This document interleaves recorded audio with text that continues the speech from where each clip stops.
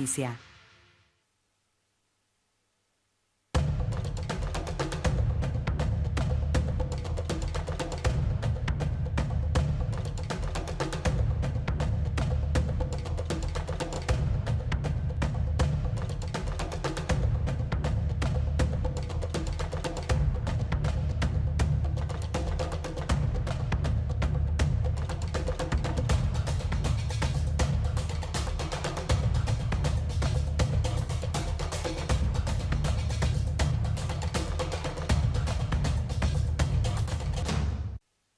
Somos Newmark. Exploramos procesos que influyen en el real estate futuro para estar al frente de todo cambio y tendencia a través de la más completa plataforma de servicios inmobiliarios corporativos. Newmark, experiencia al servicio de tu inmueble. Gracias, Jorge, por venir. Por favor, un gusto. ¿Murió el PRO, como dijo Agustín Laje? Parece un poco prematuro.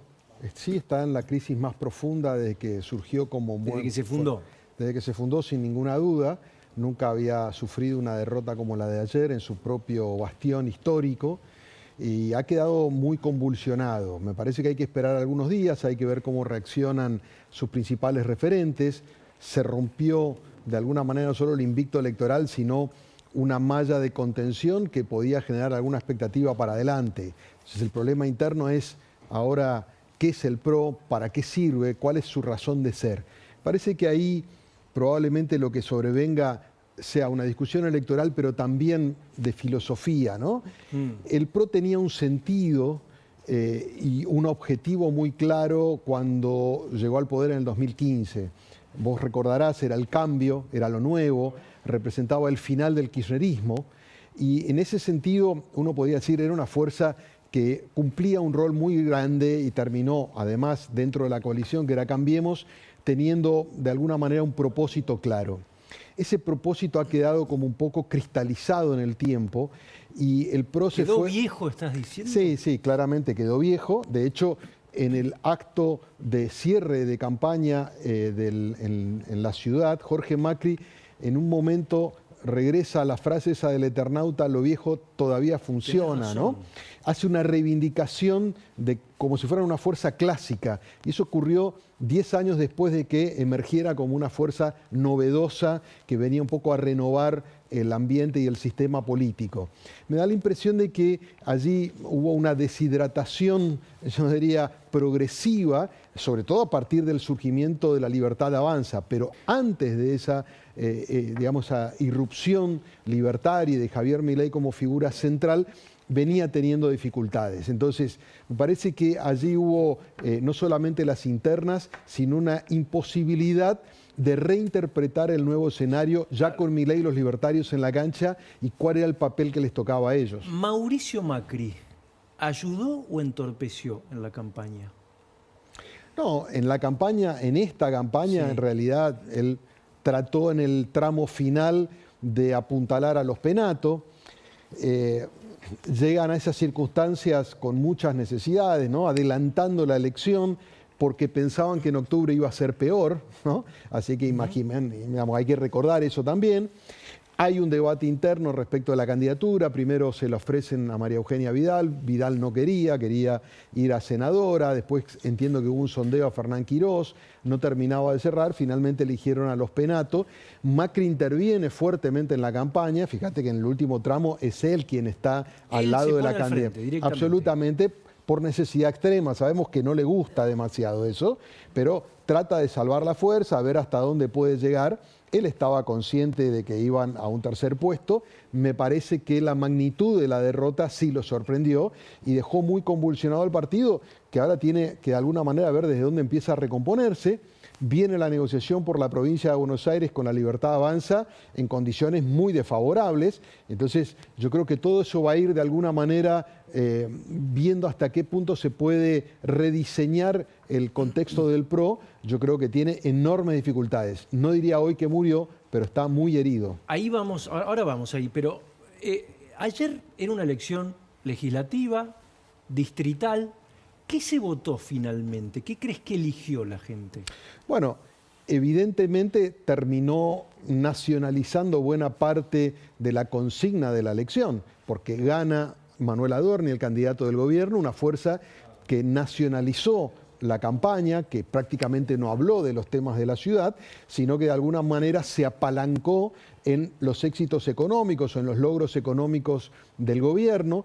Por eso también Milei aparece recurrentemente en la última etapa de la campaña al lado de Adorni todo el tiempo. Por eso también el gobierno hace anuncios económicos, algunos vinculados con el tema migratorio de alto impacto en la clase media. Es decir, se terminó de alguna manera votando en el marco de referencia que el gobierno buscaba. Esto es importante. Los candidatos tienen determinados mensajes y discursos que preparan y articulan, pero también de alguna manera la cuadratura donde les gustaría que se dé el debate. Y el gobierno terminó imponiendo el debate con el eslogan kirchnerismo, libertad. De alguna manera terminó jugándose en el territorio que ellos buscaban. Y hay un dato que a mí me parece muy revelador en este sentido y que tiene que ver con ese corrimiento sutil que hubo en los últimos días, que algunas pocas encuestas registraron, otras no tanto. Sobre todo lo registraron los trackings del jueves, viernes y sábado, muy parecido a lo que había ocurrido en la PASO del 2023, cuando en la última semana hay un corrimiento del voto hacia Milei que le permite ir del 20%, que hubiese sido una gran candidatura, al 30%, ganador de la elección. Y acá ocurrió algo parecido. Es decir, hay un votante que al final, que probablemente no está muy convencido, que no es un militante violeta, libertario, que no es fuerza del cielo, que en esa instancia definitoria termina optando dentro del marco que le ofrece el gobierno, que es: somos nosotros el principal vehículo para derrotar al kirchnerismo. Entonces pone eso sobre la mesa y pone los méritos económicos del gobierno. Ahí está, ¿para derrotar al kirchnerismo o para respaldar una gestión que me está dando un resultado económico? Son las dos cosas. Son las dos cosas. Para mí son las dos cosas. Tiene que ver, el que apoya porque entiende que la inflación se está moderando, porque le parece que se ordenó la macroeconomía, que el dólar está estable, ese de alguna manera tiene alguna predicción mayor de que puede estar más cerca de votar a la Libertad Avanza. Y me parece que el que decide más sobre el final es el voto útil de aquel que dice: yo no quiero que gane el kirchnerismo, no quiero que gane el peronismo. En una ciudad como Buenos Aires, en general refractaria al peronismo. Y yo creo que en ese tramo final logró el impulso que le faltaba y que por ahí algunas encuestas no detectaban. Ahora, esto también tiene otro sentido, ¿no? Hay un sector de votantes que no son totalmente fieles ni puros. Y eso también el gobierno tiene que tomar en cuenta.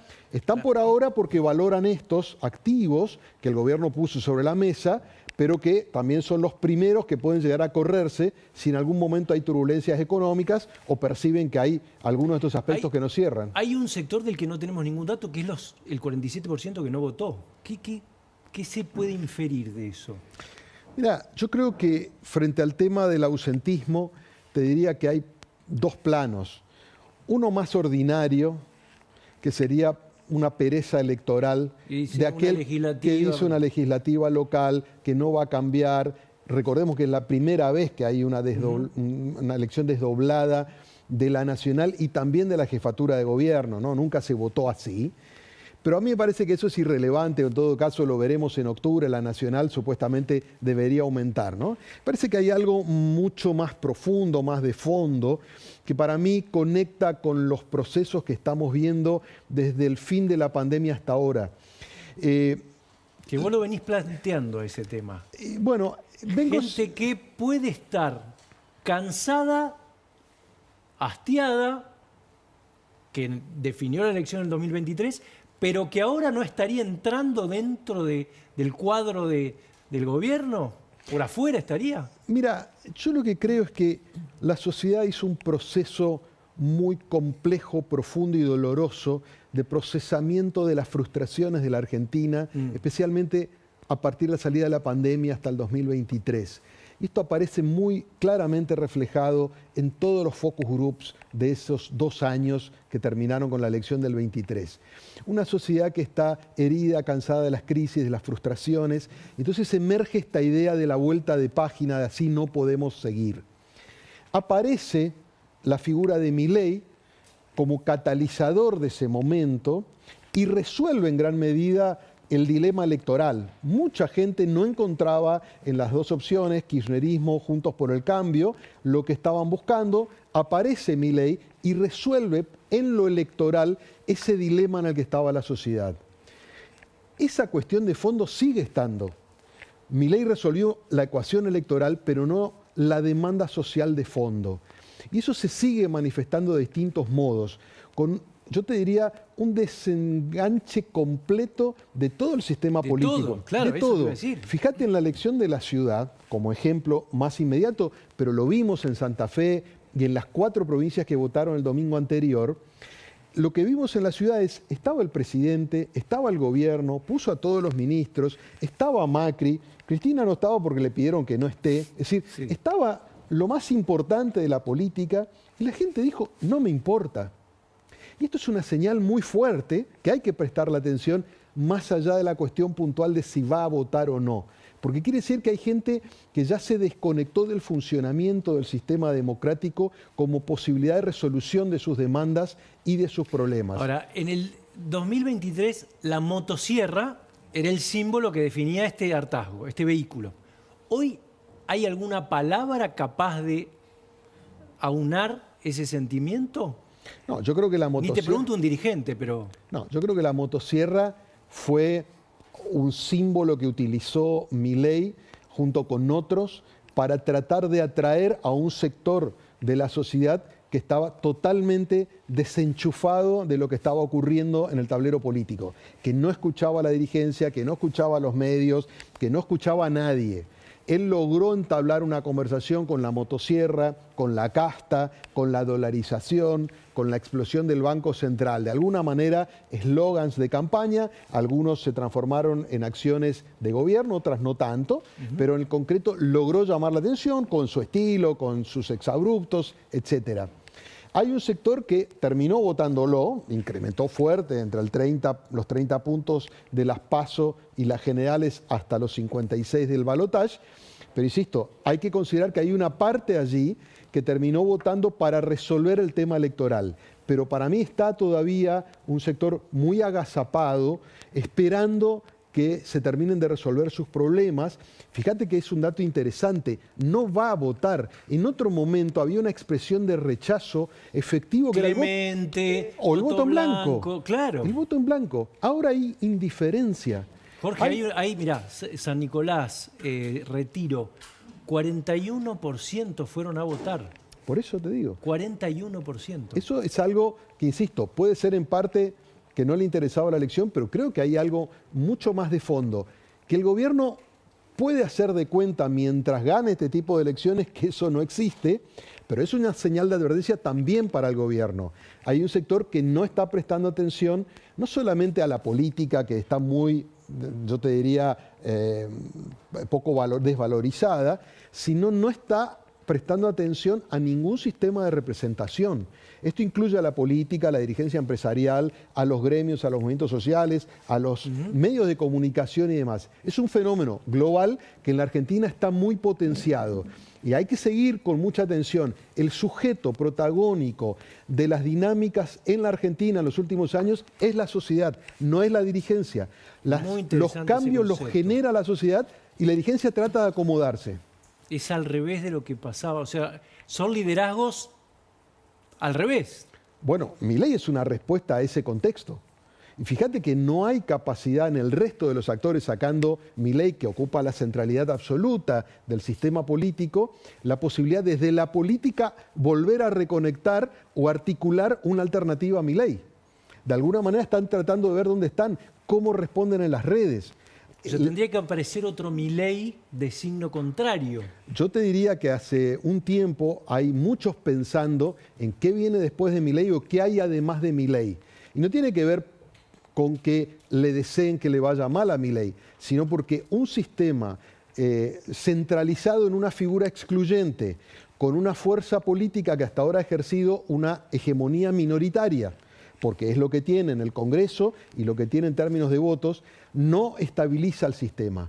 Entonces, Obviamente el gobierno busca aumentar su caudal. Yo creo que en octubre es muy probable que lo logre. Si la economía no tiene disrupciones, es probable que lo aumente. Pero el sistema necesita estabilizarse, dar previsión.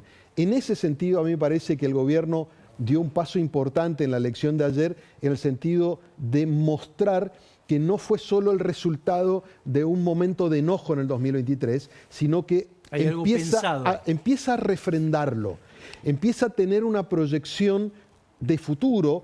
El plan puede tener algún tipo de continuidad y esto es lo que yo creo que está tratando de cimentar. Ayer ganándole al PRO, creo que ahora el objetivo en provincia es tratar... Ahí quiero ir. Sí.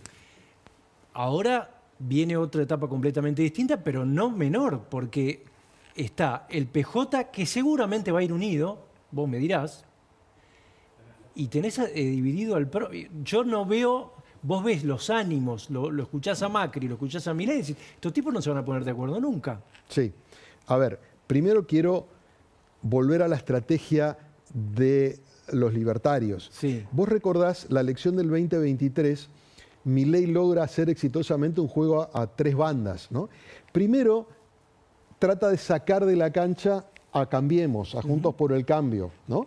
Y efectivamente termina venciendo, Bullrich termina tercera, queda fuera, él termina segundo en la elección general, y vos recordarás que en aquel momento todavía había una especie de alianza subterránea donde parte del peronismo ayudaba a Milei pensando que el enemigo era Juntos por el Cambio. El enemigo era Juntos por el Cambio. Milei se aprovecha de eso y saca a Juntos por el Cambio. Y en el mismo momento que termina de sacar a Juntos por el Cambio, se apalanca con Juntos por el Cambio porque va con Macri, con Bullrich, para ganarle al peronismo. Y termina sacando a los dos y queda. Ahora está en una estrategia parecida. Primero corrió al PRO y ahora va a ir por el peronismo kirchnerista en la provincia de Buenos Aires.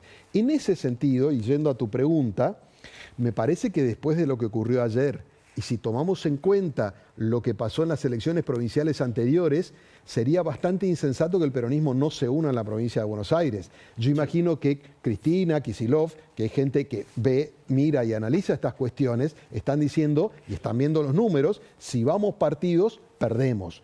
Entonces, apareció allí un incentivo adicional para tratar de ver si pueden rescatar la provincia de Buenos Aires. Y por el contrario, la Libertad Avanza hoy, el primer día, inmediatamente después de la elección, empezó a decir, ahora giramos a la provincia. Y allí yo creo que hay una conversación que va a empezar a intensificarse. Tenemos tiempo hasta julio para el cierre de las listas de la elección provincial. En la provincia está la local, después está la general, ¿no? Esa es como el postre final. Me da la impresión de que hay posibilidades de entendimiento para la elección provincial de septiembre bajo determinados parámetros. Es una elección muy compleja, muy rara. Ahora, ¿cómo sería? Bueno, supuestamente, Macri delegó la gestión. ¿Macri se va a correr? Yo creo que Macri se va a correr. Y lo ha transmitido internamente, ha delegado toda la tarea de intermediación en Ritondo, que cuenta con su confianza y que le dijo a Macri, no te voy a traicionar, voy a negociar en términos del PRO. Y del otro lado... Tenemos que creer a Ritondo, a Santilli... No sé si es lo mismo en este momento. Ah. No sé si es lo mismo. Creo que Santilli está con más entusiasmo en el ejercicio del salto con jabalina, y me parece que Ritondo un poco, digamos, tiene una responsabilidad más... Tiene más relación y diálogo con Macri en este momento Ritondo. Sin duda, y tiene responsabilidad porque es el responsable del PRO en la provincia. Y es el jefe de la bancada también, ¿no? En el bloque, sí. Ahora, claro, creo que hay alguna posibilidad, porque la elección de la provincia es muy compleja, muy diversa. Hay algunas secciones que votan diputados, otras que votan senadores. Va a haber que armar 8 listas distintas, no hay una lista unificada. Allí la Libertad Avanza tiene dificultades y déficit para tener candidatos en todo el territorio. Entonces, es más comprensible que pueda haber algún tipo de entendimiento con el PRO. Eso la de provincia, la exacta, provincial. Y yo creo que después en la nacional, ahí sí, lo que va a ocurrir es que la Libertad Avanza va a imponer el violeta y que el PRO va a tratar de buscar algún mecanismo como el sistema de adhesión para tratar de colarse allí. Ahí va a liderar la Libertad Avanza. ¿Pero qué quiere decir? Que el PRO probablemente no vaya con una lista independiente o aparte a esa elección, que van a ir todos adentro. Si hay acuerdo, sí. Me parece que lo que están tratando de bosquejar es esto, diferenciar las dos elecciones. Primero arreglar la provincial, donde hay necesidades mutuas. Insisto, ahí también la Libertad Avanza tiene dificultades porque no tiene la suficiente cantidad de dirigentes. El PRO, por ejemplo, tiene 14 intendentes que son de algunas de ciudades muy importantes, entonces no puede desdeñar esa fuerza. Me parece que van a tratar de buscar un modelo para la provincial y que en el caso de la nacional van a tratar de ver algún mecanismo por el cual sea la Libertad Avanza con una adhesión de parte del PRO. Ahora, con el nombre La Libertad Avanza. Exactamente. Porque ahí tenés otro problema. ¿Qué pasa si el PRO se parte?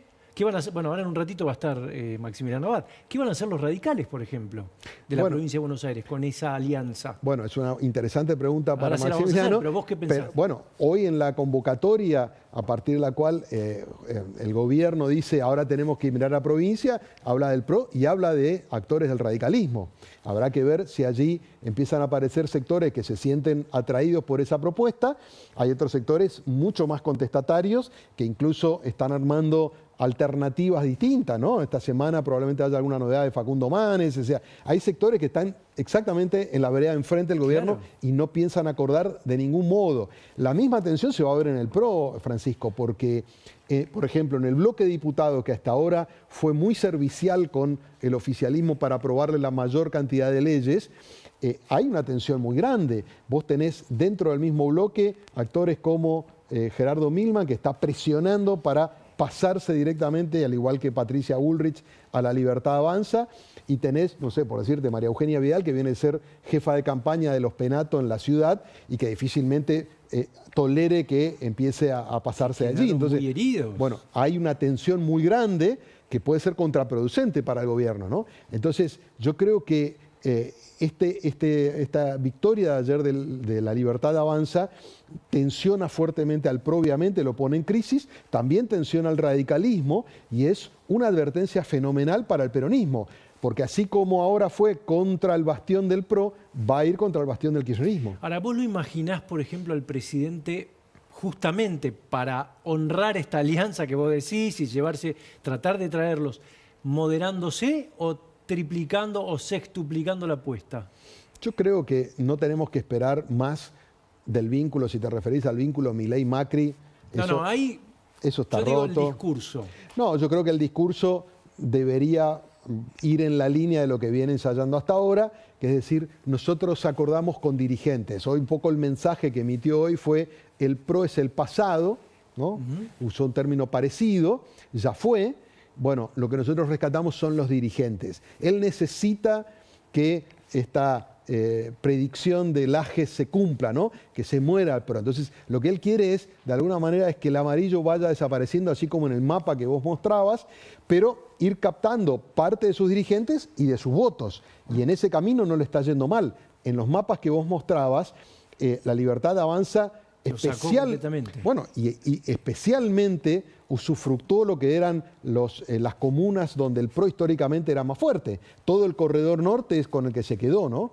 Allí viene otro interrogante, Francisco, que me parece muy interesante en la capital, pero también mirando a la provincia, porque uno tiende a pensar que no solamente se queda con esas comunas, sino que empieza a tener una conformación socioeconómica, el votante de la Libertad Avanza, que tiene alguna similitud con el del PRO. ¿Y eso es bueno o malo para el gobierno? Es bueno en un sentido, siempre y cuando no pierda algo que la Libertad Avanza había conseguido en el 2023, que era conectar con sectores de base del peronismo.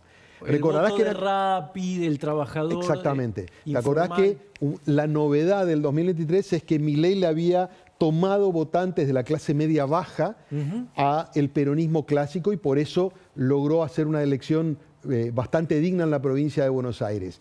En la ciudad, el mapa se cortó, te diría, casi transversalmente. Sí, salvo, viste, yo mostraba Villa Riachuelo, Villa Luro. Hay lugares donde son barrios, cuando pero ves no barrios, comunas. Claro. Cuando ves las comunas, ves el mapa partido, ¿no? El mapa, claro, las comunas está partido, ¿cierto? Entonces, me da la impresión de que allí hay un tema para seguir, sobre todo en la provincia de Buenos Aires, donde el voto es históricamente más fuerte en el conurbano vinculado al peronismo. Entonces, tiene la capacidad la Libertad Avanza de seguir seduciendo a esos votantes del peronismo que le terminaron dando el triunfo en el 2023. Eso me parece que es un interrogante de la capital que se traslada a la provincia, que en todo caso vamos a terminar de descifrar en septiembre. Pero es bien importante porque habla de la composición del voto a la Libertad Avanza, que fue, yo te diría, la novedad más interesante, que vinculaba a sectores medios, transversal, era claro. muy transversal. Te lo pongo en términos de Milei. ¿Hay lugar en este escenario que estás planteando para los ñoños republicanos? Bueno, la elección... O sea, traduzcamos. Sí. Gente preocupada por lo institucional, por la libertad de expresión, por la justicia, por la transparencia, por la corrupción. Bueno, ese es el mensaje esencialmente de PRO. Si miramos la foto de ayer, sufrió un revés muy importante esa posición, ¿no? Que es decir, yo acompaño buena parte de las medidas económicas que toma el gobierno, pero no me gusta su desprecio por las cuestiones institucionales, su nivel de agresión, los exabruptos y demás, ¿no? Supuestamente PRO buscó representar eso y en su propio distrito no le fue bien.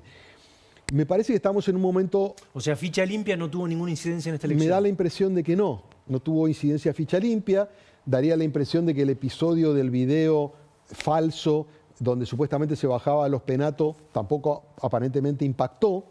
Y acá yo creo que hay dos cuestiones muy importantes. En primer lugar, esta cuestión respecto de si la sociedad, ¿qué está dispuesta a resignar con tal de que el gobierno le conceda inflación baja, algún nivel de recuperación del poder adquisitivo que todavía falta, estabilidad macroeconómica y un dólar barato?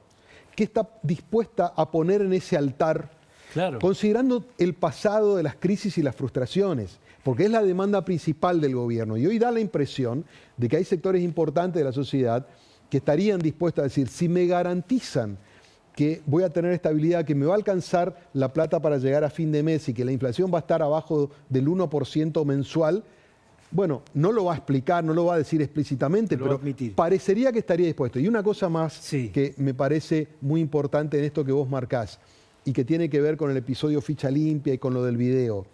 El gobierno ha sido exitoso también, no solamente en términos de ganar la elección, sino de resetear el marco de referencia Muy importante democrático. lo que decís. Me parece que el partido se juega cada vez más donde quiere el gobierno, donde se fija la agenda donde quiere el O gobierno. sea que la sociedad demanda menos transparencia. No es que es tan importante la economía que la resigna, sino que le importa menos, estás diciendo. Yo creo que hoy, el partido se juega bajo los parámetros que el gobierno va naturalizando.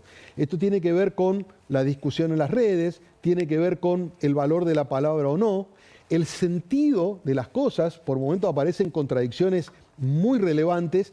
Bueno, hay un conjunto de factores que en otros contextos hubiesen sido absolutamente decisivos y que hoy parecen estar mucho más relegados. Entonces, el gobierno daría la impresión de ir imponiendo su marco de referencia de cómo se tienen que interpretar estas cuestiones. Y si logra imponerlas, y logra imponerlas en septiembre, especialmente en octubre, habrá sido un éxito doble, porque de algún modo habrá reseteado la discusión y el debate público, el funcionamiento del sistema democrático bajo parámetros que la tensan en exceso, pero que parecería que a sectores de la sociedad no lo valorizan suficientemente. Jorge, siempre es un gusto escucharte y leerte. Muchas gracias, Un lujo para Francisco, nosotros. por la Muchísimas invitación. Gracias. Ahí viene Antonio Aracre.